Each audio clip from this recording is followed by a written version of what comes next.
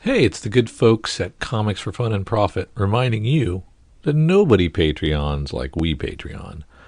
So join us at C4FAP and go over to Patreon/Comics Fun Profit and sign up at a level of your choosing. There's various tiers with various goodies for you. Something that everyone gets at any level is you get to be a part of our Slack channel community. And you get early and ad-free access to all our episodes. But wait, there's more. So go over to Patreon/Comics Fun Profit and check out all we have to offer. We urge you, sign up today. Aloha! This is Jason from Hawaii. Welcome to a special edition of the Comics for Fun and Profit podcast. In this episode, I will be interviewing Eisner-nominated writer-artist Ibrahim Moustafa. He is here to promote Retroactive from Humanoids. It is a 136-page original graphic novel and is out in stores right now. Now, Ibrahim, I'm going to ask you two questions. First off, did I pronounce your name correctly? You did. Thank you so much. No, thank you very much. And then, how are you doing today? I'm doing well, man. Thank you. How are you? I'm doing good. And thank you very much for your time today. Thank you very much. Oh, thank you. I appreciate you, sharing your time and your platform and, being willing to have me on and talk about stuff. No, but thank you.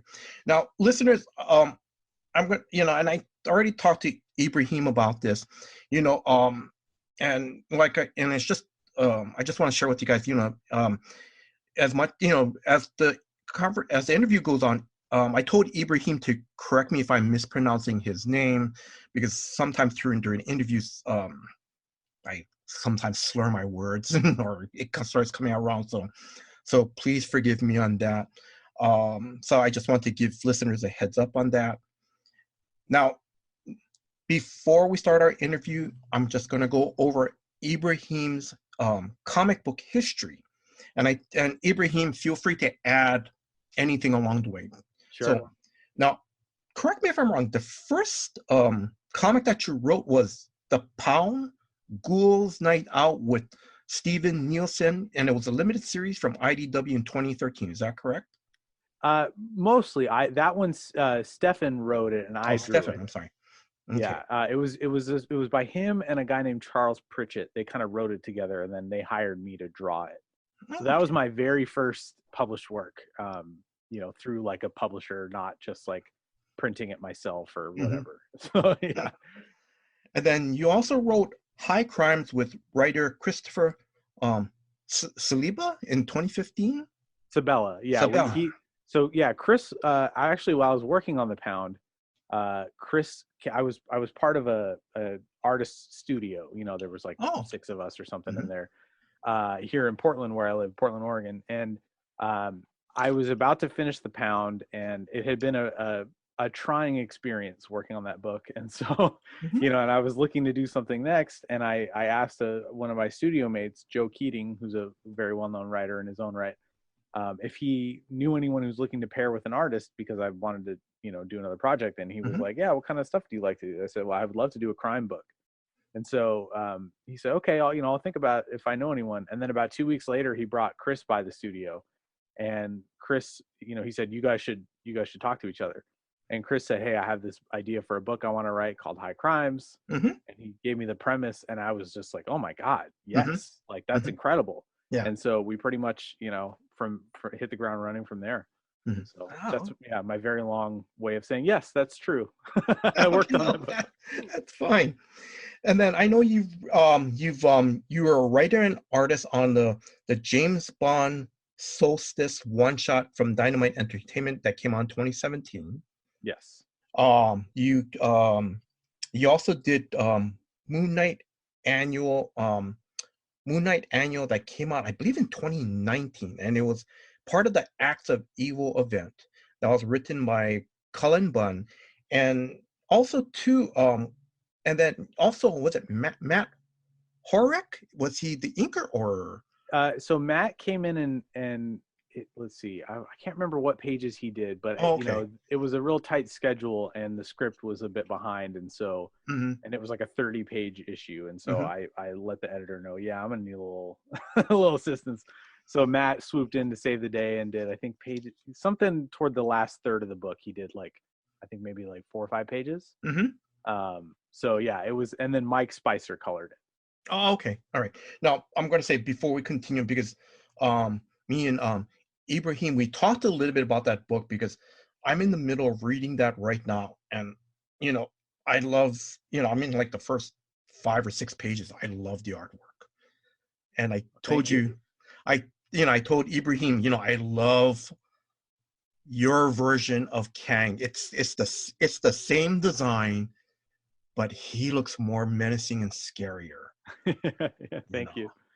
Yeah, I was. We were talking before we started recording. I really wanted to, make him look menacing because like it is like a goofy outfit, right? Yes. Like it's of its time, and but I think you can really make him look, scary. And I was telling Jason, the only time I went to San Diego Comic-Con, it was I think 2016 or so, 2015, and there was a guy in an Apocalypse costume, Apocalypse from X-Men, and he had, like, I mean, he looked like he was Apocalypse from the comic books, and like his face was like, makeup, like rubber prosthetics, like it looked like almost movie quality, and he was 7 feet tall because he had some kind of platforms in the costume, whatever he was standing on. And I was recording, and I said to my wife, like, this is like, I'm legit scared of this guy right now. And he got in my face as he walked by. It just said, "You should be." And I was just like, oh my God. And I was thinking about him when I drew Kang, because I was like, Apocalypse is, also kind of a blue-skinned type of guy and like a Marvel villain. And I thought, like, what if he had that same level of menace to him? And so that's where that came from. But that is so cool. And then you also did another humanized graphic novel that came out last year called Count. You were the writer and artist on that, and it's a science fiction reimagining story of the Count of Monte Cristo. Is that correct? Yes. Okay.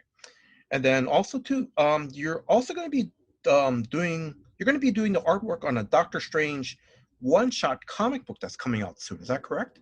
Yep, that'll be out April 20th of 2022. So should be out by the time this airs, I believe. And it's called Doctor Strange Nexus of Nightmares, and it's coming out right around the same time as Multiverse of Madness, the movie. And it's just a fun, kind of like story out of time, Doctor Strange, little vignette in his past kind of thing, since Stephen Strange is dead in the current Marvel Comics run. So and that's written by Ralph Macchio, and that's right.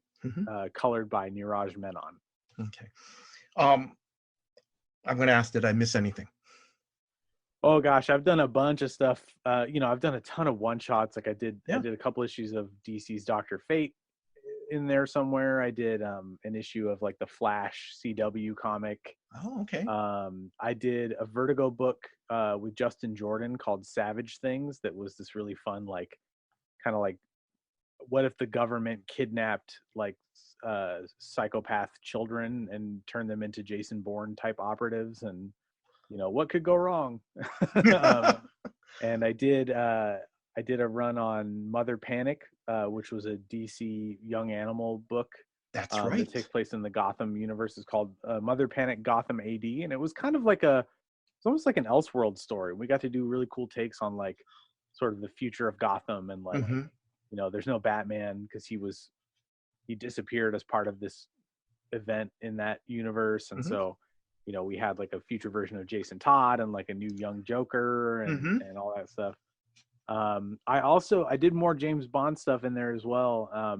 Jeff Parker and I collaborated on an arc of James Bond Origin, which is like the story of James Bond in the British Navy, like during World War II, before he became a 00. So it's actually like in the continuity of the original Ian Fleming novels, which is pretty amazing to get to do because I'm a huge Bond fan. So getting to, kind of affect the continuity. And so Jeff and I co-wrote one of those stories, and then I drew 6 of the issues of that. So there's probably, I actually, coming out in May, I have a book that I did a few years ago for a digital publisher, but it's coming out in print now. It's called Jaeger.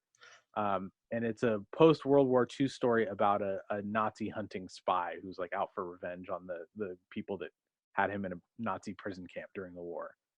That's right. I missed that one. I forgot about that one. Oh, no worries, man. I have a hard time keeping track of them myself. So and then sorry, I'm going off the cuff here because there was one because I got part of my information from from John Suntress Word Bloom podcast. And listeners, that one is dated April 12th, 2022. Because you did something for Marvel, one of the Wastelanders series, Wolverine. Yes. I can't believe I forgot that. That was just a few months ago. Yeah, I did. Okay. I did Wastelanders Wolverine with Stephen DeKnight, who was the showrunner and head writer, I believe, on the Daredevil Netflix season 1, and he worked on Smallville and Angel and a bunch of stuff. Really fantastic writer. So that was a lot of fun. It was a one shot of the, just like almost like a direct sequel to Old Man Logan. And then I also did some pages in Black Panther number 3, which is like the legacy number 200, and then a couple pages to finish out that scene I started in that book in the following issue. So yeah, I was kind of the Matt Horak of that one. I came in to help out when there was scheduling stuff. So yeah, I'm probably forgetting a bunch of other stuff, but that's that's what I can remember. Now correct me if I'm wrong, because Wolverine is one of your favorite characters. Is that correct? Because I remember you said you had a lot of fun doing that one. Yes. Yeah, I love Wolverine. From the first time I saw the X-Men cartoon when I was probably 7 years old, on a Saturday morning on Fox. Yes. And I saw him pop his claws, and I remember drawing him immediately. Like I got a pencil and paper out, and I think I still have it somewhere. I should look for that. But I was just so captivated. He's such a cool looking character, right? And I was like, I have to draw him. So it was cool to kind of go full circle on that. Now, excuse me, off the cuff question. Do you have, let's say Marvel calls you as soon as this interview is over, you get a phone call, Tom Brevoort's on the phone going, hey, we're going to start up our graphic lines novel again. Do you have a Wolverine story you want to tell and draw? Oh, I'm sure I'd come up with something. I don't have one sitting in me that I've been waiting to do my whole life or anything, but I tend to be a little bit more prompt oriented with writing, I think. Like if, I've had a few instances like with my James Bond work or with some stuff I can't talk about yet that I have down the pipeline. It's been like, hey, do you have a story idea for this? Do you want to pitch us something for this? And I go like, yeah, give me 24 hours,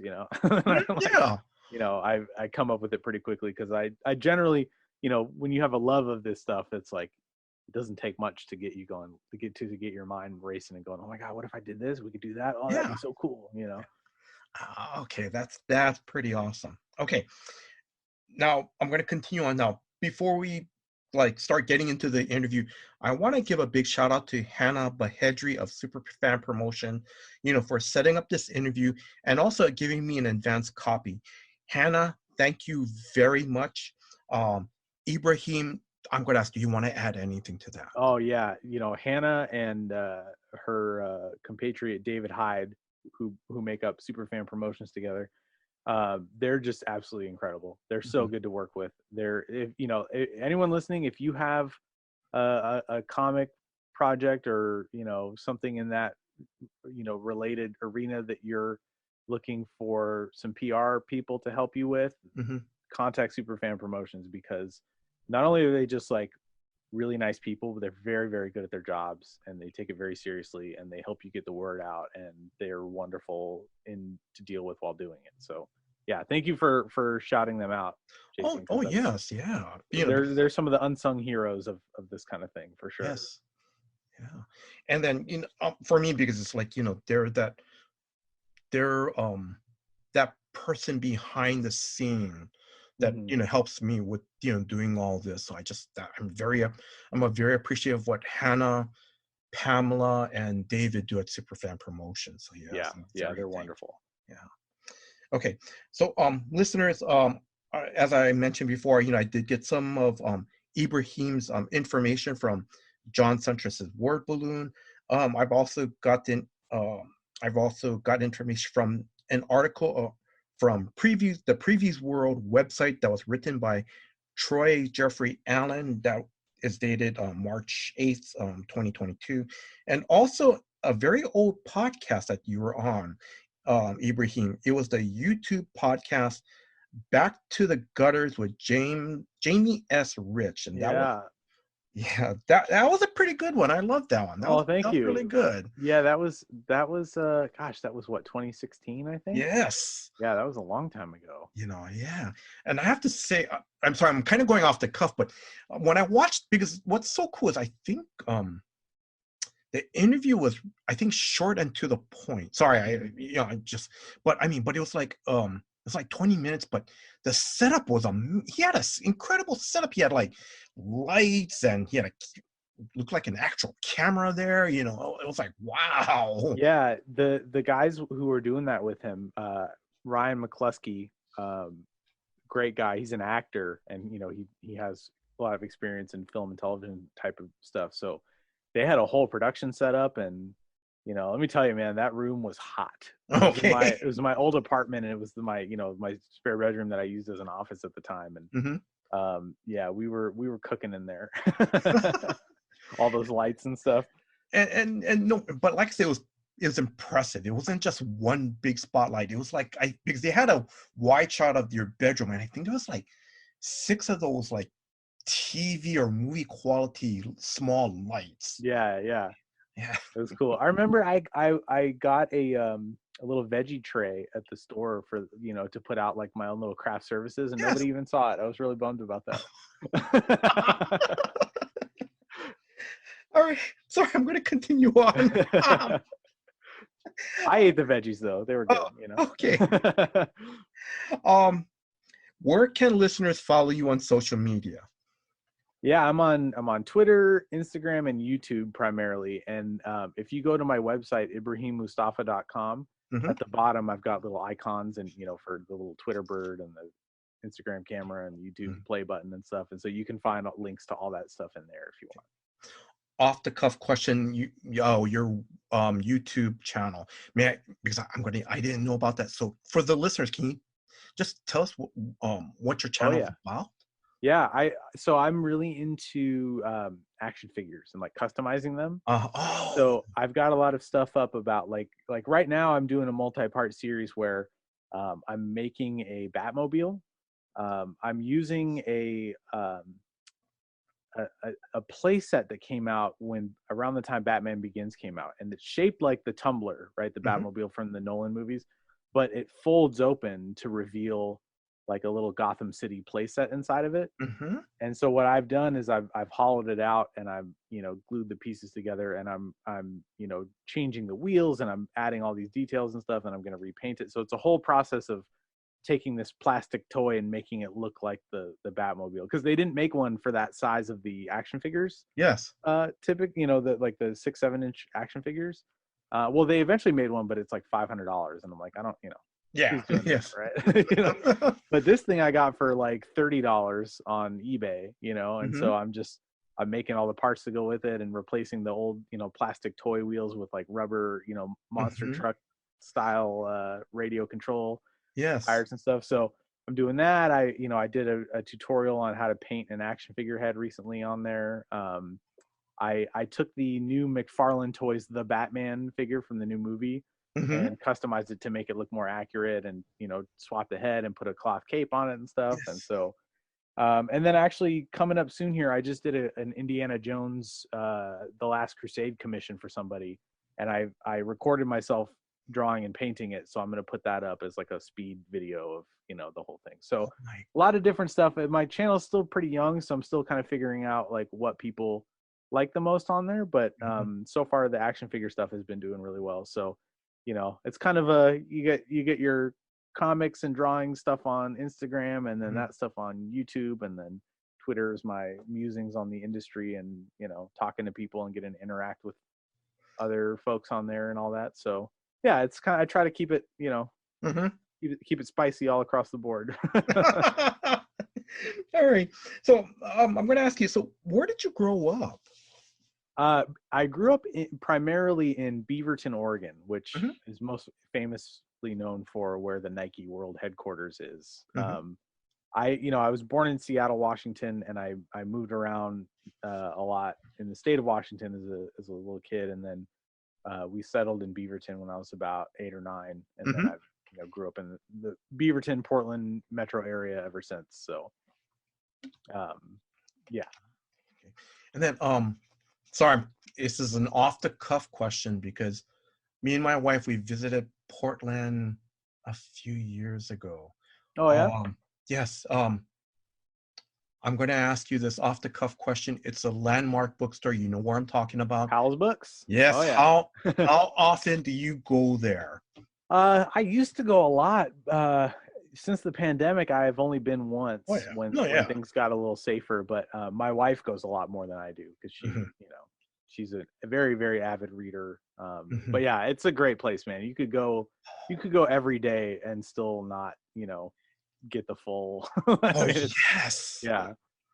Yes. I mean, it was, I think, yeah, because it was like for me and my wife, we said, okay, because we sort of kind of had an idea how big the store was because a friend of ours had told me about it.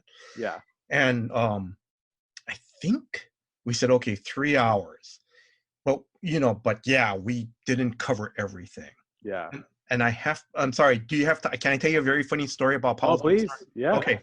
So I went to their science fiction section. I bought some books there. I love it because you can buy either the brand new edition or a used version right now, and that's great. Yeah, I love it. So for me, I was trying to look for the comics section, the trades and stuff. Yeah. So I'm walking around, can't find it. 2 hours are up. We go outside.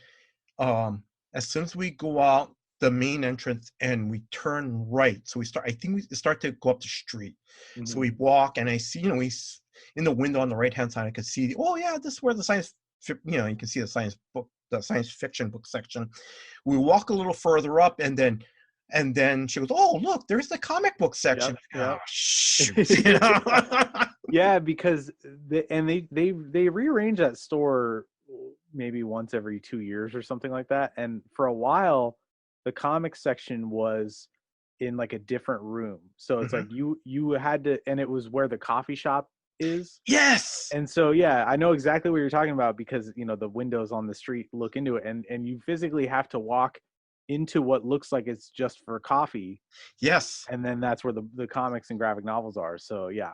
Now they've changed it up and they're in a different spot. And every time I go in there, it's like, wait, where is it now? Yeah. But you're right, man. I mean, it's so cool to be able to find, because their big claim to fame is that they do buy, sell, and trade stuff, right? Yeah. So you can bring in, a stack of books and they'll give you store credit. And so it's cool. You can find hard to find stuff in there because somebody brought it in and it was a rare thing or whatever. So yeah, it's always a little treasure hunt in there. Yeah. All right. I'm sorry. I'm going to continue on. So, yeah, no worries.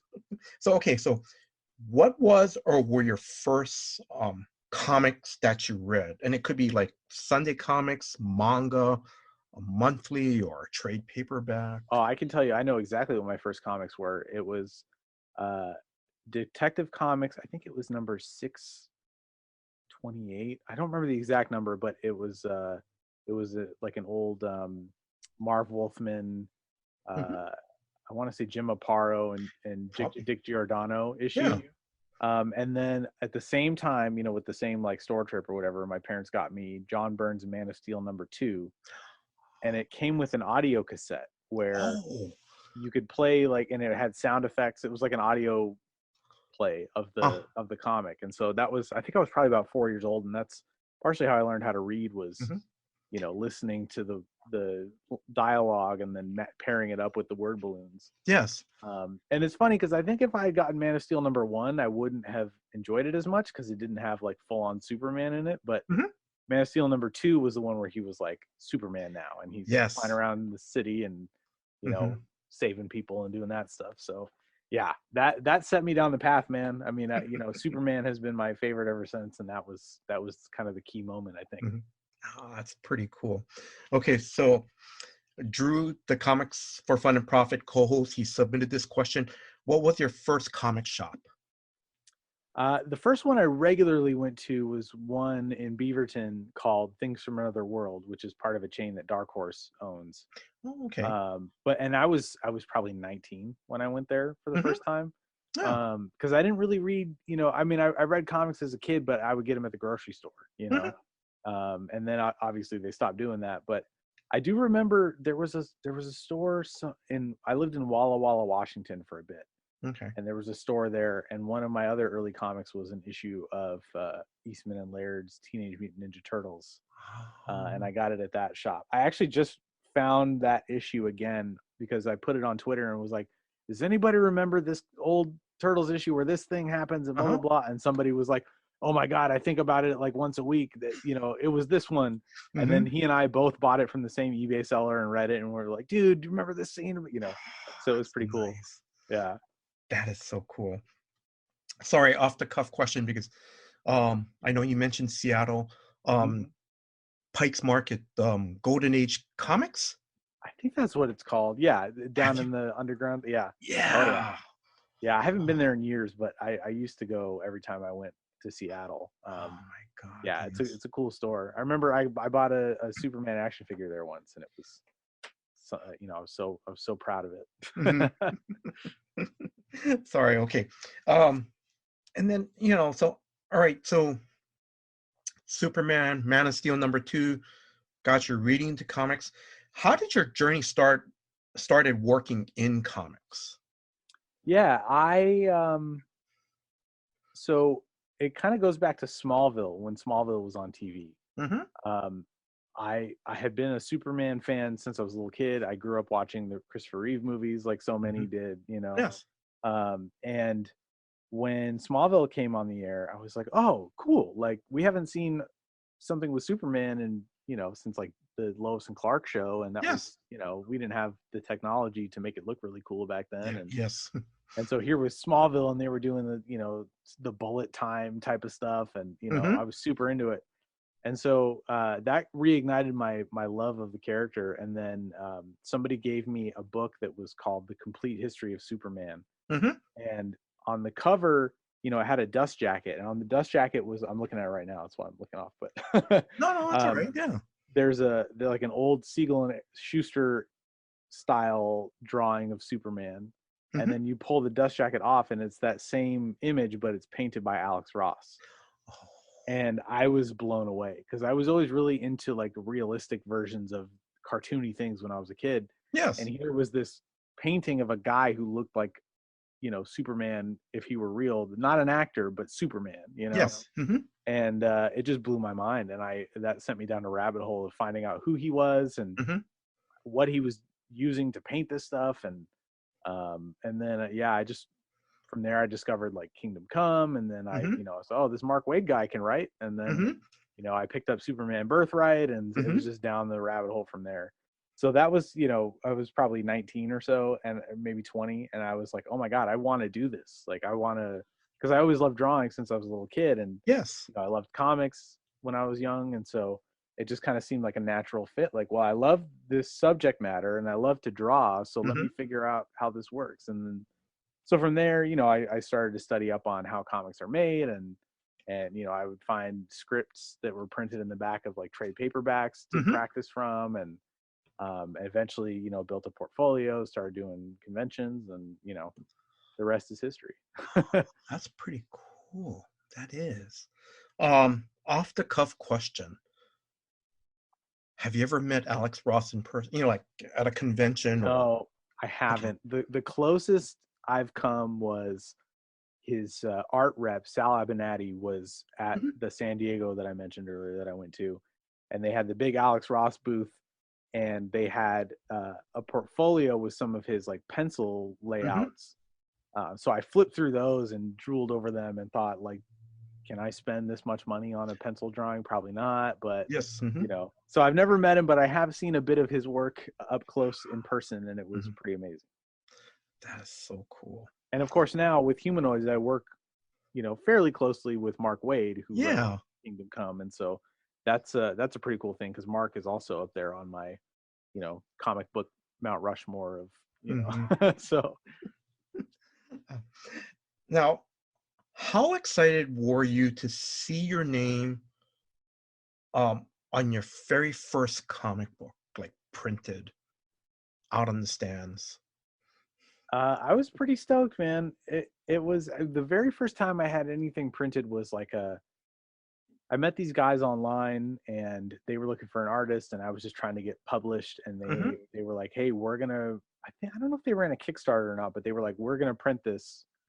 So they sent me copies of it and so that was the first time I got to see my name printed, and it was surreal. I mean, I knew that it was like, anybody could do this if you have an internet connection and like the money to have it printed. So there was a little bit that like it wasn't my name on like a DC thing or Marvel or something, but still having work that I did printed and and several copies in my hands with my name printed on it, like it was pretty cool. I remember picking it up at the post office and sitting in my car and like hurriedly opening the box and just going smelling the paper and the ink and stuff. Yeah. That's pretty awesome. That is so cool. Thank you for sharing that moment. Oh yeah, no, thank you for cool. jogging my memory on it. I haven't thought about that in a while. Right. So I'm going to move on to Retroactive. I'm going to read one of the quotes that Steve Lieber, the artist currently on One Star Squadron, and also he did work on Superman's pal Jimmy Olsen. Now, he gave a quote for the book, quote, a rock-solid time travel thriller with impeccable action sequences and real human emotions. And that is true. Oh, thank you. And big shout out to Steve Lieber. He's a local statesman of comics and an industry legend, and we were super lucky to have him say nice things about the book. And I'm sorry, I'm going off the cuff here because I forgot to mention how did you guys get Phil Hester to write the introduction of the book? Oh man, yeah, we just asked him and he said yes, and it was awesome. Phil's another, I mean, I don't know if you can see, I mean, we're doing video for this. I've got a Phil Hester piece above my drawing desk here, and I'm a big fan of his work, and he's another very much like Steve who, very experienced in the industry and like giving with his knowledge. And when Humanoids said, hey, we want to have a forward written for the book, and who try to think of somebody who would be a good fit, and we were talking about, well, who's done time travel stuff that could be good for this or blah blah blah, and I just thought, like, can we ask Phil Hester, because like I really respect him, and he's a fantastic storyteller, both a writer and artist, and it would that's a name that would mean a lot to have for me, and and he was kind enough to agree, and he said really amazing things about the book, and which were incredibly humbling, and so yeah, it was a lucky get. Oh, that's pretty cool. All right, so no spoilers for our listeners. What is the story about? Yeah, so my elevator pitch for it is James Bond meets Groundhog Day. It's a near future story where time travel exists, but it's a secret to the general public, and it's controlled by global intelligence organizations. So there's like a CIA of time travel here. There's an MI6 of time travel in Britain, et cetera, et cetera. And our main character, Tariq Abdul Nasser, is an agent in this the BTA, the Bureau of Temporal Affairs, which is the U.S. branch. And their job is essentially to go back in time where, like say Russia goes back in time and tries to, stop the Kennedy assassination from happening because JFK was soft on nuclear war stuff. And so that could weaken the US for the future and give Russia the upper hand, right? So the BTA's job is to go back and like stop, these people from preventing his assassination or whatever. So they go through time essentially and try to preserve the timeline, and then they'll also go back and like avert terror attacks and disasters and things like that. So while chasing this sort of unknown anomaly that's showing up in the past, Tarek and his partner Lucia come across some bad guys who have new technology that's yet unknown to them, and they stick Tarek in a time loop to kind of keep him out of the way so they can try to execute their plan. And so he has to basically like live this same day over and over again until he can figure out how to get out of it, and then get back to his own timeline and try to stop the bad guys. Oh, okay. Now, I'm just gonna. So, how did you come up with this story? How did you come up with this incredible idea? Well, I love time loop stuff. Like Groundhog Day is one of my favorite movies. I love Edge of Tomorrow, the Tom Cruise, Emily Blunt movie.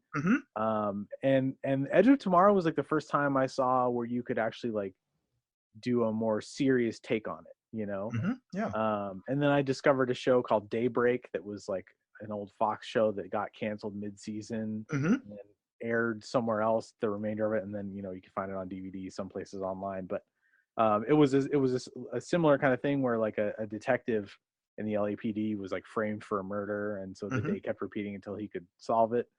And I just love that premise and that subgenre. I mean, I love time travel in general, and so I wanted to do something that had the best of those, both worlds. So like, because usually you get time travel or you get time loop. You don't get both. So with Retroactive, I wanted to do like a time travel story, but also has like within it a time loop element to it. And so I just kind of thought like, well, what genre would I want to do that in? And I'm such a big fan of espionage and James Bond and stuff. So it was just kind of an easy like, oh, I could figure out a spy story and how would a time loop happen in a spy story, and then that led me down the logic rabbit hole of like, well, it would be an organization of time police kind of thing, and et cetera. So and then and I'm not spoiling anything, but there's a little bit of a touch of Indiana Jones in the beginning sequence. Yeah, I get. It's funny you mentioned that. I've only just seen like I just did a Indiana Jones Last Crusade commission for somebody, and I just watched that movie for the first time a week ago to do this commission. But yeah, I mean, the opening sequence takes place in Nazi occupied France in 1939, 1940. I don't remember exactly. And yes, the outfits, the kind of tweed suits and the flat caps and stuff. Yeah, I can definitely see, the kind of Nazi punching aspect of that. Yeah. So I'm going to touch up. Well, like I said, I'm not going to give out too much information or spoil it, but I'm going to get back to that when we start talking about when you're drawing out the panels and stuff. I just want to ask you, for the listeners, can you tell who the main character? Well, you already mentioned one of the main characters, but like, who are the main characters? What's their background, their characteristics, and so forth? Yeah, so Tarek is the main character, and he is, a fairly young guy. He was part of like a CIA counterterrorism unit, and then was recruited for this job at the BTA. And so when we first meet him, he's basically in training on this mission to World War II France with Avery Woodard, who is his like, sort of, I guess, partner slash, and then eventually, we jump a little bit forward in time, and Avery's like the sort of special agent in charge of this unit. And so, yeah, Tarek he's taking care of his mother, who's, got like kind of Alzheimer's dementia setting in. And so, he's trying to deal with this like secret job while taking care of his mom. And he's getting, guff from his sister who lives overseas about how, if he's doing a good job taking care of their mom or not. And, he's trying to find like a assisted living facility for her. And she's feeling resistance about that because she doesn't want to leave her home. And so, the story deals a lot with kind of the cyclical nature of time and its effects on, the brain and people. And as Tarek finds himself in this time loop, he's kind of like wondering, am I experiencing like dementia symptoms? Is this Yes. hereditary? Is it just time playing tricks on me? So yeah, he's also very conflicted with what it is he does for a living, right? Like he starts off being very kind of altruistic and idealistic and thinking like, yeah, we're doing the right thing. And the longer he's in this job, he realizes like maybe we're not. Maybe we're actually making things worse, Yeah. And so he has to confront that and what it could turn him into essentially. Yeah. Sorry, I'm just gonna add this part here because after I read the story, to me, Tarek is a man of duty, honor, because he's still, even though he's trying to do his job, but yet, and he's arguing with his sister, hey, why don't you move back home? Why do I have to? But yet he still goes and visits his mom. Yeah. So, he still has that love for her. He has that family honor. And also, he has integrity too, to his job, and that's, that's one of the cool things I love about this character, but yeah. Thank you. Yeah, I think it's important, we all would like to think that people who have jobs that are super important like that are not terrible people, Yeah. So, but also, everyone's flawed and human, right? So I wanted to show that he's somebody who tries to do the right thing. Yes. But, still has to deal with like, because one of the things, and this isn't really a spoiler, but in the book, you find out like his father has passed away, right? Yes. And he's training, a new recruit, Lucia, who we meet, and he's telling her like we can't use this for our own personal stuff, right? But you realize when he takes her on her first like time jump or drifting, as I call it in the book, she's like, oh, are we going anywhere particular? He's like, nope, just an ordinary day, 15 years ago, just to get your sea legs kind of thing. But you realize like he's going to see his father like from a distance, so he's operating within the rules, but he's still human, and there's still that bit of sort of human selfishness that he kind of succumbs to there. Yeah. Okay. Let's see. Also in the book, as you mentioned, like Avery, we see him in the beginning of the book kind of like training Tarek, and then time has lapsed and he's like the guy in charge, but in between we see Avery has some type of numerical code he keeps saying. Can I ask, can you talk about that, or is it going to be a little bit much of a spoiler? No, not at all. No. So Avery has like a number sequence that he recites to himself. And early on in the book, Tarek tells him like, that he's kind of having doubts, and he wonders like, are we doing the right thing? I mean, because the opening of the book is like they have to like stop someone from killing Hitler, right? And that, because I kind of want to answer the question like, would you go back and kill Hitler if you could time travel? Yeah. Because that's the first thing everybody asks, right? And it's like, well, let's get that off the board here and show you like how that works in this world.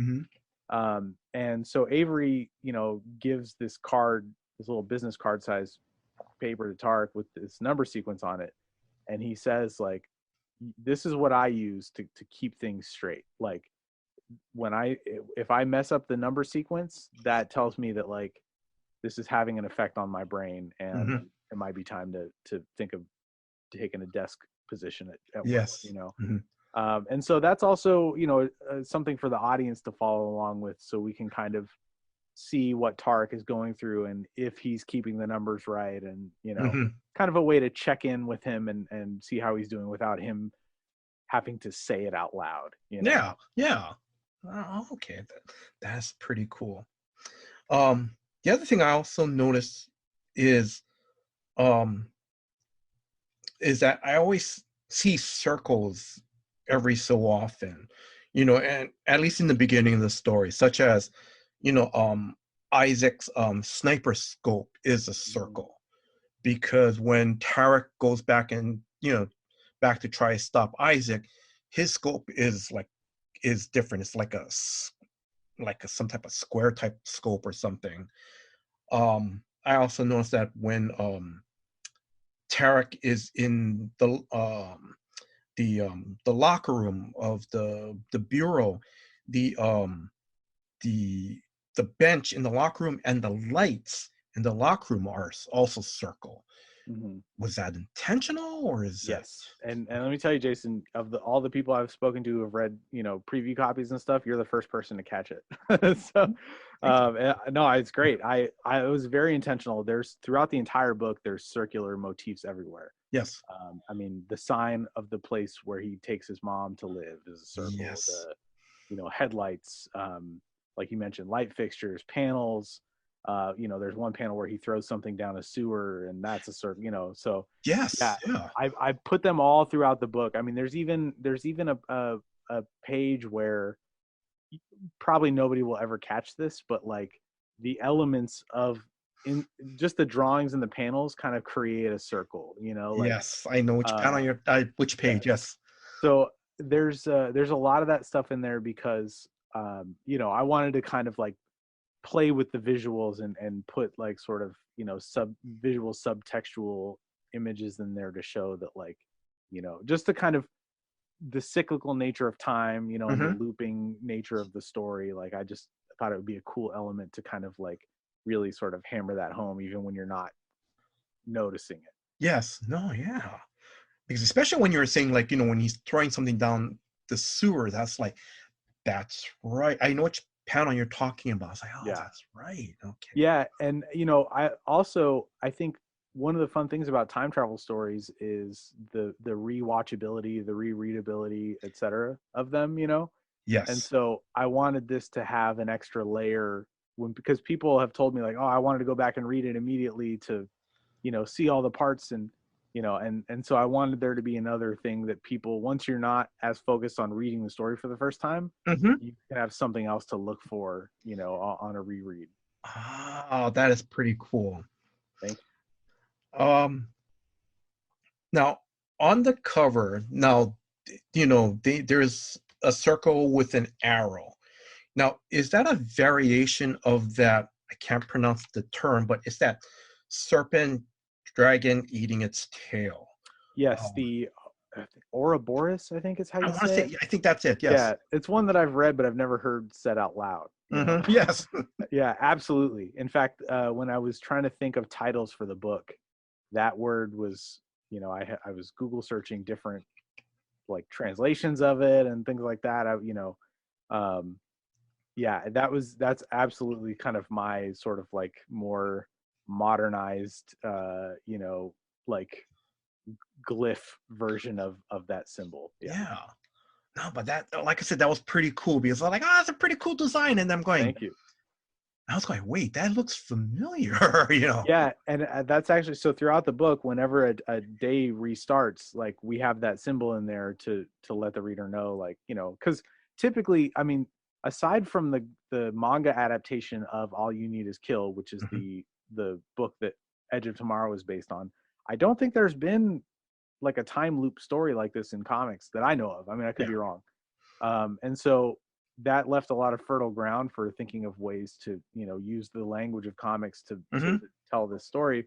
And one of those things was like, okay, well, we don't have audio cues, like in Groundhog Day, when the day restarts, Sonny and Cher starts playing, and hey, welcome everybody to live on the, the radio guys and stuff.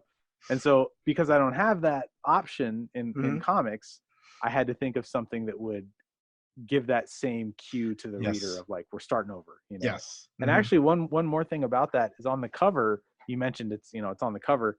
I designed the cover in a way that like, it's almost that circle arrow is almost a direction where the cover's telling you spin this, right? And if you turn it in the direction of the arrow, it's like a different image upside down, So yeah, just another facet of playing with the medium and trying to, do what only comics can do. No, but and then the other thing too with the cover, and it's peppered throughout the book, is reflections. That's what that was pretty cool. Okay, thank you. Yeah, that well, I guess I should let people stumble upon those themselves. But there's some little like moments where you see your reflection and you might go, wait, what is that? Yes. And then later it comes back into Yeah. Okay. All right. Now, Drew from Comics for Fun and Profit, he submitted another question. Like, when you wrote this graphic novel, did you because you wrote and drew this original graphic novel. Did you already have a full script before you start to do any, doing any artwork or? Yeah, because generally the way it works is you get paid for the script first, and Okay. then you and also you know the publishers like to know what they're going to be putting out, right? So it's Okay. kind of like they want to make sure that everything is all your ducks are in a row before you get to drawing, especially with a book like this that's so like Mm-hmm. kind of time travel gets Yeah. complicated, and so like we really made sure it was all airtight and nailed down Oh, before I okay. got going on it. Yeah. I'm sorry, listeners. That was my phone that went off. It's me calling from the future of 2029. It's just we want to let it was me texting myself saying Ibrahim had just won an Eisner Award. he just got out of the movie for Retroactive, and yeah, he's calling me. I'm on my yacht, and no, but I'm sorry about that. I thought I had no worries. my alarms off. You know what, man? It's 2022. We've all had the phone moment, right? Yeah. It's all good. All right. I love your art style in the book, because to me, like in some of the close-up shots of the character's face, it kind of reminds me a little bit of Mike Grell's style. And I'm talking about Mike Grell's style from the Longbow Hunters in your work. Um, like I said, it's great. It's Thank the you. details, Do you want to comment on that or anything? Yeah. Well, first of all, I appreciate that, and that's to be compared to Mike Grell is an honor. I Longbow Hunters is still on my to read list, but it's funny you mentioned that because for two reasons. One, Ramon Villalobos is one of my best friends. He's a comic book artist. He read it recently, and he told me like, dude, I think you would really like Longbow Hunters. Like it's right up your alley. Mm-hmm. And Mike Grell, to my knowledge, is the only other comic book creator who has both written and drawn a James Bond story. Yes, that's right. And actually he's done two. He did Permission to Die, which was like an original story, and then he also did the film adaptation of License to Kill, which is the Timothy Dalton 1986 Bond movie. Something like that. Yeah. So the Mike Grell comparisons are apt for sure. Okay, thank you very much, because I know he did the Permission to Die. I remember buying those. Mm-hmm. And I think he did the Ian Fleming James Bond version where I think there's a scar over his eye, or like a light scar over the, which is.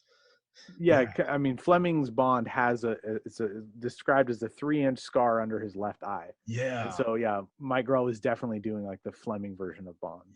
And Permission to Die, it reads like it's a Ian Fleming novel very much. Yeah. But I'm gonna say I didn't know he did the License to Kill adaptation. I didn't know that. I found that out a few years ago, and I found a hardcover copy of it online, and it's gorgeous. And it's so cool. I mean, Timothy Dalton's my favorite James Bond, so like to have Mike Grell having drawn an adaptation, it was really, really cool. I gotta find that. All right. So I'm gonna continue on. So what I wanted to mention was the opening sequence of Retroactive is, to me, some of the panels felt very cinematic, and the details were incredible. And then, like I said, when I mentioned, because we talked about, the opening sequence takes place in the 1940s. It kind of gives me the little feel of, it's a little bit of Indiana Jones. It has that little bit of touch of Indiana Jones flavor in there. Yeah, absolutely. And then now, I'm not an artist, but when you were doing this book, when you're figuring out drawing some of the panels, were you thinking in a cinematic scope? Yeah, that's a really great question. I really love the things that movies do. I love the way they make me feel, and I try to inject a lot of that into my illustrations. Mhm. I think that comes from reading The Losers by Andy Diggle and Jock. Oh yeah. And Jock's work in that was so cinematic. And I think that was, I read that early on in my sort of like comics renaissance of like coming back to comics from, since I was a little kid. Mhm. And just, I had another kind of Alex Ross discovery moment where I was like, you can do that, Mhm. and just seeing them done in such a cool way. Like, I don't know. It speaks to me on a level that's almost hard to articulate. And I just like something about it makes me, I guess there's something about being able to mimic or, encapsulate what these multi-million dollar productions Mhm. do. They've got, I mean, we're talking cameras and lenses and Mhm. directors and cinematographers and Yes. actors, I mean, all these things go into this multi-million dollar operation. And the fact that you can just do something similar with like a pencil and paper, Yes. Mhm. I just love it. That's one of the things I love about comics. And a lot of people have a lot of umbrage or take umbrage with the notion of like comics being like movies or Mhm. comics seeming like they're made to be like a movie pitch. And it's like, for me, I think the two share so much DNA in terms of like the capabilities of storytelling that Yes. it's almost inextricable for me. Like my love of movies comes out in my work, I think. So I Yes. appreciate you noticing that. Thank you. No, yes, because it's because the opening sequence, and this isn't in our questioning script or anything, but the opening sequence, it felt like, a very good James Bond opening sequence. Thank you. I mean, that's 100% what I was going for. You know. I structured this book very much like a Bond movie Mhm. or a Bond story rather, because the books Mhm. are, the movies took their cue from the novels. Yeah. I just love that formula that, the big opening sequence to introduce Yes. you to the key players and, the stakes, and Mhm. then, you get your title sequence, and then Yes. you're off to the races from there. And then, yeah. And then, I tried to put also a lot of exotic locales in this book because, Yes. Mhm. I mean, we go from 1940s Paris to, the future in, Mhm. 30 years or so in the future Yes. in Maryland. And then we're in, Belize at a Aztec or Mayan temple. That's right. Uh, Yeah. yeah, Mhm. we kind of go all over, Dallas, Texas in the Mhm. 60s. And so, yeah, I really wanted to kind of make it as big of an adventure as I could. Oh, okay. Do you want to give a shout out to any to those that help you on this book? Yes, thank you. Brad Simpson, who colored Mhm. it, and Hassan Othman El How, who lettered it. Mhm. We worked together on Count as well, and I was That's right. super thrilled to have the team back together. Mhm. They're just wonderful, wonderful collaborators, and they just elevate the work so much, man. I mean, Brad's colors are just gorgeous, and like Yes, they that's just right. pop. And yeah, his the skies that he paints and Mhm. I mean, the style that I draw in like isn't always easy for people to color, and he Mhm. just nails it every time. I mean, I don't, he turns in a page and it's just like, awesome, thank you. Like, there's Mhm. no like, oh, can we, Mhm. other than stuff I forgot to tell him, like, oh, I'm sorry, I forgot to mention this should be that color, Oh yeah. for story reasons or whatever. Mhm. But and then Haas, I mean, he does such cool things and takes so many risks with lettering that most people just don't think to do. Yes, he Um, does. Yeah. like if you remember the motorcycle chase in the book, Yes. um, Mhm. there's a scene where a train crashes with a motorcycle, Mhm. and the sound effect is crash, right? Mhm. And what Haas did is he made like the front forks of the motorcycle and the handlebars like the A in the word crash. It's just stuff Oh. like that he does to Mhm. integrate the sound effects into the art. Like, um, he's the only letterer that I think that I've seen that does that. And Mhm. I mean, it makes it such a cohesive, experience for everybody. I just love it. Okay, I'm gonna say because I remember the motorcycles, chase scene, the crash. But I'm gonna say I have to look at that panel again. It's one of those things that, hopefully people can reread and go, oh, I didn't notice that the first Yeah. time. because I didn't notice that. Yeah. Oh, okay. All right. Now, in your word balloon interview, you mentioned that Retroactive is a complete story. You did Count for Humanoids. That's your first book. This is your second book. You have a third. You're going to have a third graphic novel with humanoids. Now, I'm joking on this part. Is your next humanoids graphic novel going to be a romantic comedy?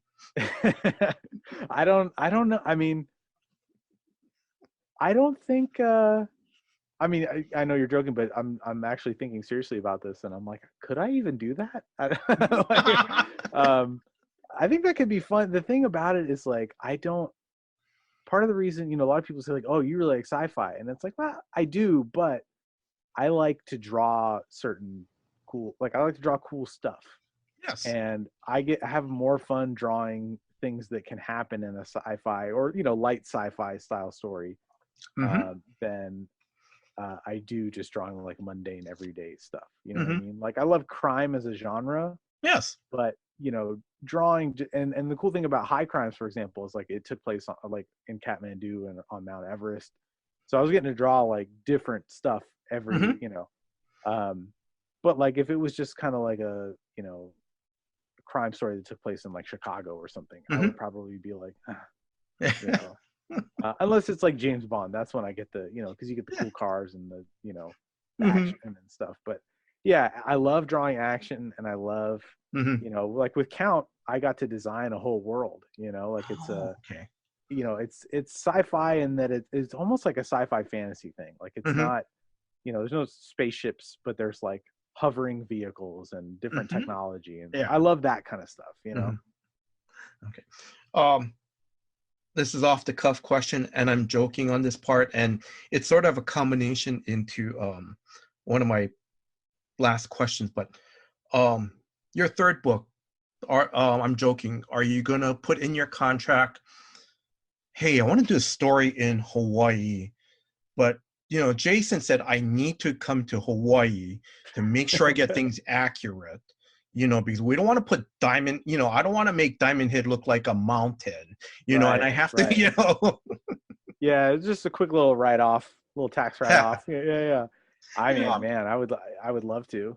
I should look into doing that. Yeah, and come on, Mark, 2-3 months tops, man. I got to make sure I'm in the culture, Yeah. Listen, if it were up to Mark, I bet he'd be like, yeah, you know what, I gotta go with you. We gotta. Now, this is gonna lead to another question, and this is a serious question, but have you and your family been to Hawaii? Yes. My wife and I did the obligatory honeymoon in Hawaii in 2017. That was my first time, and man, I loved it. So where do you mind me asking whereabouts in Hawaii you're at? I live on Oahu. Okay. I live close to Pearl Harbor. Okay. Yeah. We went to Kauai and then spent like 2 days on Maui before we left. But we spent the bulk of our time on Kauai. Man, this is the most magical, beautiful place I've ever been to in my life. It was incredible. Yeah. I'm envious that you get to enjoy it every day. But I'm gonna say no. But I think actually you guys went to the right islands, because Kauai and Maui, because if you come to Oahu, I mean, I've heard other creators say, oh my God, this is so great here. You can see the mountains, the air is cleaner, you can see the ocean. I mean, no, and it's true. But the thing is, Oahu, and listeners know I'm not putting down Oahu, but it's kind of like another metropolitan city. You'll see buildings around. But if you go to Kauai, or Maui, and I'm trying to think, I don't think you'll see you probably see like some high rises, but not, it'll stick out like a sore thumb, but then you see all the other beauties around it. Yeah. When Maui was, we were in a much more like touristy area. I think like it was a lot of resort type of stuff, and it didn't feel as much like we were having an authentic kind of view of the place we were in, I guess. But Kauai did. I loved it there. It was just incredible. Like you know, it's tough being, you know, like an American from the mainland and going to, you know, Hawaii and not feeling like kind of a piece of shit. You know what I mean? Like because, you know, I mean, I'm very aware of like even just where I am from and where I've lived is very gentrified, and like, you know, people come in and buy up land and screw over the people who are from there and things like that. And, you know, and also I'm as a, you know, I'm half Egyptian and person of color. Like I'm keenly aware of the struggles of like other folks who have to deal with like white colonialism and imperialism and stuff like that. And so it was a mix of like really enjoying myself and also trying not to, like, I guess, take up more space than I felt like I should in terms of like having a footprint, you know what I mean? Like trying to be very conscious of my presence and someone else's like area, I guess. So yeah. I'm going to lead up with a off the cuff question. Did you guys enjoy the food here? Oh my God. Yes. The best thing I ate the entire time was, there was somebody told us about like this grocery store that had like a sushi bar in the back of it. Yeah. And we got poke bowls and like went and watched the sunset in this park. And it was just like, it was like the best meal / experience I've ever had. Like it was just incredible. Yeah, it was really, really lovely, man. I can't stress enough how much I love. In fact, I was just thinking about it yesterday.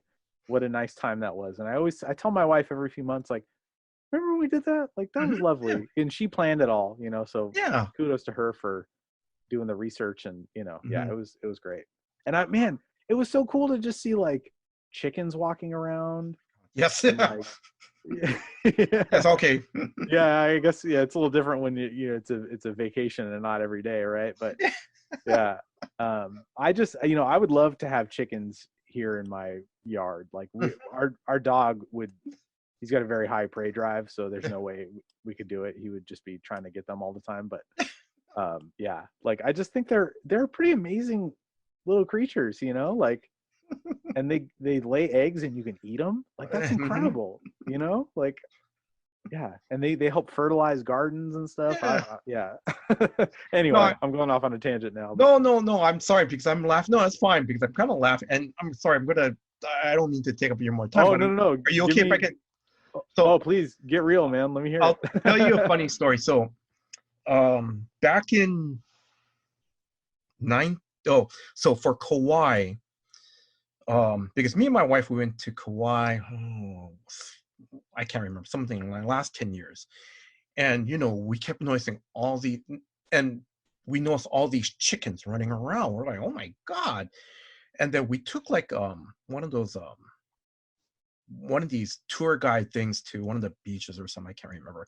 So the tour guide was explaining to us, so if you guys notice all these chickens running around, it's because what happened was, and he was saying like back in, I think it was like either 1991 or 1992, the big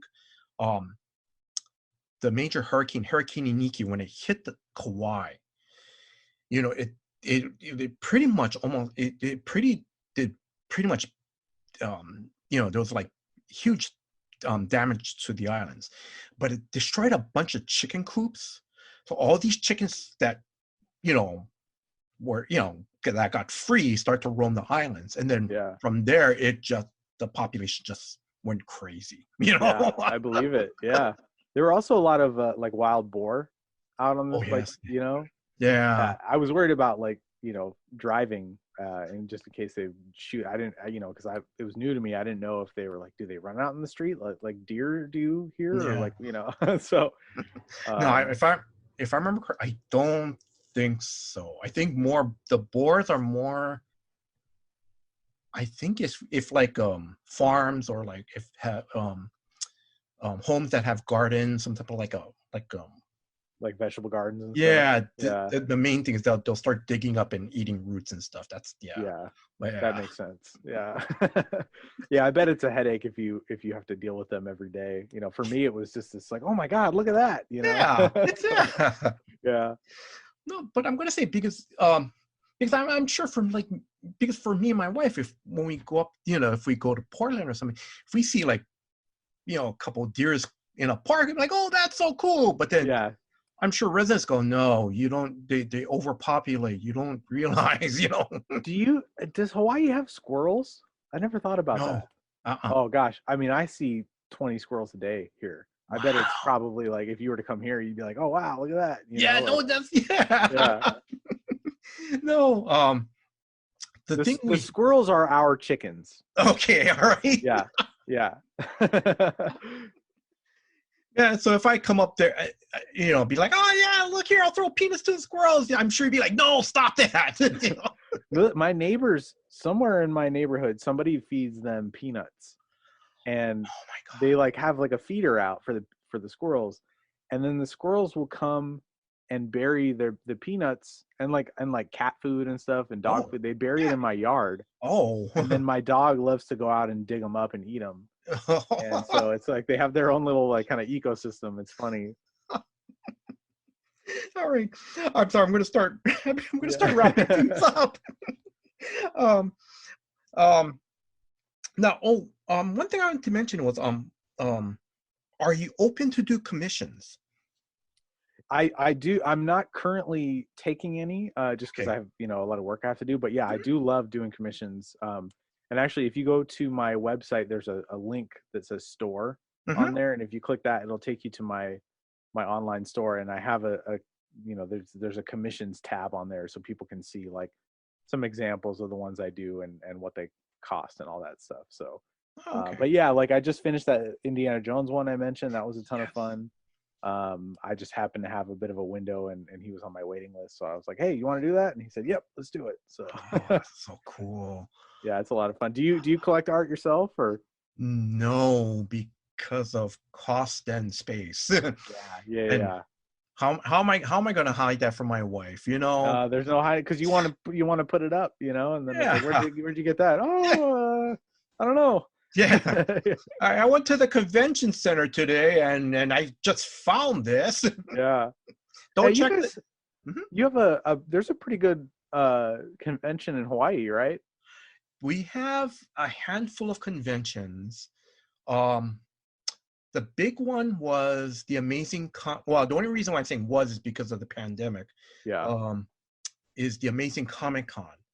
And they started to come, they first came down in 2016, I can't remember, but they're the first major ones from the mainland to come down. Yeah. And that was great because they really brought big name stars down. I mean, the first time they came down, when Stan Lee was alive, he was the main attraction. And I think they brought George Perez. I mean, that one they went all out. Yeah. Well, from their perspective, it's pretty easy to get people to agree to come down, Oh, sure, I got to go to Hawaii for work. Okay. And then we have Comic-Con Honolulu, and also but that one's pretty good too because that one's a mixture of they bring some of the top name stars of today, but then also too they bring like legendary creators down too, so that's good. That's awesome. Yeah, and then Maui has their own convention. It's the Maui Comic-Con. The owner, actually one of the co-organizers is Alika Seki. He is the owner of Maui's Comics and Collectibles. Him and I can't remember his friend's name that they started that up, I think 3 or 4 years ago. The good thing about Alika was he said he wanted to just keep it as a grassroots thing. So basically what it is that they'll bring like 2 or 3 comic book creators and they'll have local artists. But the thing is, he wants to make sure it's free to the public. Oh, that's cool. That's really cool. Yeah. So yeah. Well, that's awesome. It sounds like there's a decent spread of stuff down there to enjoy. Obviously when we're not locked down and everything. Yeah. There is. So there is. I'm gonna start wrapping things up. What is the most fun or exciting things you love working in comics? Oh gosh. I think just being able to like draw every day. is so, you know, it can be a chore sometimes, but like, I mean, I worked, you know, 10 different jobs before being a comics professional, and you know, I don't have a commute. I get to eat my lunch out of the fridge. You know, like I can cook whatever I want. Like Yes. my dog's around. I see my wife a lot, you know. So I think just the general lifestyle of ease and like lack of, you know, dealing with some of the more difficult hardships of like, you know, the typical 9 to 5. Yes. I think that's what keeps me going every day in a lot of ways. No, yeah. And so I'm kind of going off the cuff, but I think what's really cool is, like you said, when you watch that X-Men, the animated series, you saw Wolverine, you immediately drew Wolverine, and you still have it. You still have that. That's pretty cool. Yeah, you know, same with like, I have, you know, old Ninja Turtle drawings, and I was really into Mortal Kombat when I was a little kid, and I've got some of that sitting around. And yeah, I mean, to be able to, I mean, you know, you obviously you can't see too much because of my computer monitor, but I'm surrounded by my action figures and, you know, like things that just represent the stuff that I love, that I've loved my whole life, you know, like it feels very, very rewarding and fulfilling to be able to still be true to all that, those parts of myself that make me feel happy and nostalgic and all of that, you know. Yeah, that is so cool. Okay, favorite convention moment? Oh man, so many. Well, I mean, if you have a couple, that's fine. Or, you know, we have time. Don't worry. Yeah, I'll tell you what was my most important convention moment. So probably easily one of my favorites. You know, when you're trying to break in, they do portfolio reviews at these things, and so you can, you know, they'll have a Marvel editor at the booth from like, you know, 4 to 6, and then you know, somebody from DC from noon to 2 or whatever. And Bob Schreck, who, you know, is a very legendary editor, edited, I believe, Sin City. He was, you know, or The Dark Knight Returns. You know, I mean, he's one of the most prolific editors in comics history. Very nice guy, and he was doing a portfolio review, and I went up to his booth with some pages I had drawn from my first like self-published thing that I wrote and drew myself. This is back in, you know, probably 2011, something like that. And you know, I had, you could tell that I had promise if I kept at it, but I wasn't there yet, you know. And I was inking everything with like pens, like micron pens, and it was very, you know. And I remember there was a barn in one of these pages, and I had taken a ruler and I had done every board in the barn, and he says to me like, look man, you've got something here. If you keep at it, you know, you'll get there. He goes, what are you inking with? And I said, micron pens. He said, nah, you got to use a brush, man. He goes, you see this barn? I know it's a barn, but it's too pristine. Like, it's too clean. Like, I'm not going to step in horse shit inside of this barn. He goes, you got to use a brush, get the gnarls and the wood and the, you know, the knots and all this stuff. And I was like, yeah, okay. Yeah. And he said, you know, go over. He goes, where are you from? I said, Portland. He goes, perfect. You throw a rock, you'll hit a comic book artist. He goes, look up Steve Lieber. Tell him Bob Schreck sent you. Tell him I'll kick his ass if he doesn't let you watch him ink for an afternoon. You know, you can buy him lunch or whatever. And you know, and he goes, and just we'll see what he does, and you know, watch it. And I was like, okay, yeah, I'm gonna do that. And then I thought, well, I'm at a convention, like Steve Lieber's right over there. So why don't I just go talk to him now? And Steve, bless his heart, man, he took the time at his table. You know, and conventions are a time when people are trying to sell books and do commissions and stuff. And he took the time to give me some demonstrations and look at my portfolio and tell me what worked and what didn't. And, you know, then he sent me to another artist from his studio who gave me some other pointers. And so from there, man, I rethought my whole approach to inking and you know, the way I draw, and that set me on the path that I, you know, have been on ever since. And so I think that's probably my favorite convention moment, just because it was so pivotal. And I actually became friends with Bob Schreck after that, which was cool too. And he's a wonderful guy. So yeah, that would be my answer. Wow. But that is so cool that Bob's going, where do you live? Okay. Yeah. Look up Steve Lieber. Tell him, I sent you. Holy cow! Yeah, he was very gracious and giving with that, and it's funny because he would tell people, like, as I stood in line and I'd hear him talk to other people, and if somebody was just not looking like they were gonna have the chops, he would tell them, like, go do something else, man. He's on being real with you, like, not to discourage you, but like, unless you're able to kind of put in a full-time job's worth of time on this, like, it might not be in the cards for you. Which I think is, it's important for people to hear, I think, because some people would go, I'm going to prove him wrong. And then they would. And I know people, at least one person has broken in and done well for themselves after hearing that from him. Yeah. So, some people would disagree with that approach, and I can see why that wouldn't be the best for everybody, but so yeah, really, really nice. And then for Steve to take the time and everything, and and all these years later to give me a quote for Retroactive, That's like, right. yeah, that's right. Yeah. Next convention or store signing appearance? That I don't know. I'm gonna be signing a bunch of copies of Retroactive at a local comic shop here called Comics Cave PDX. It's in the Kenton neighborhood of Portland. An owner named Doug, wonderful guy. But I think that's probably going to be like, I'll go in. We're not doing like a signing. It's more like I'm going to show up and sign copies for him for his shelf. But we are going to be doing at some point like an Instagram live, kind of like a sort of virtual in-store kind of thing. Oh, that's pretty cool. Page, so people can check that out. Yeah, on Instagram.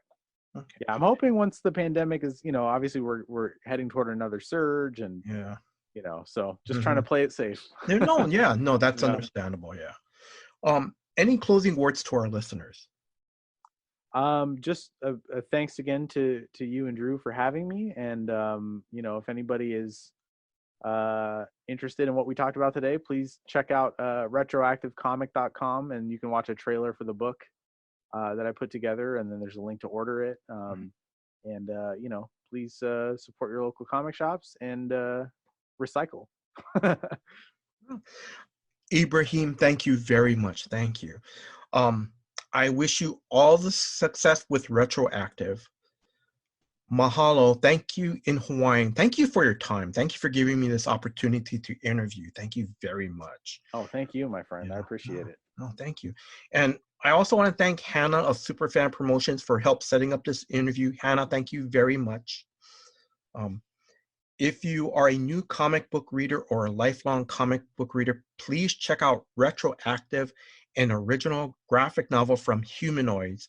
It, like I said, it's a thrilling sci-fi action story, and it has heart. This story really has heart. That's all I can describe to it. And as Ibrahim has pointed out, it's also one of those stories that, because to me, I want to reread it again because there's a couple things I know I've missed. So yeah, thank you. No, you're welcome. And when this interview comes out, the book will be out in stores. If your shop does not carry it, please ask them to order it for you.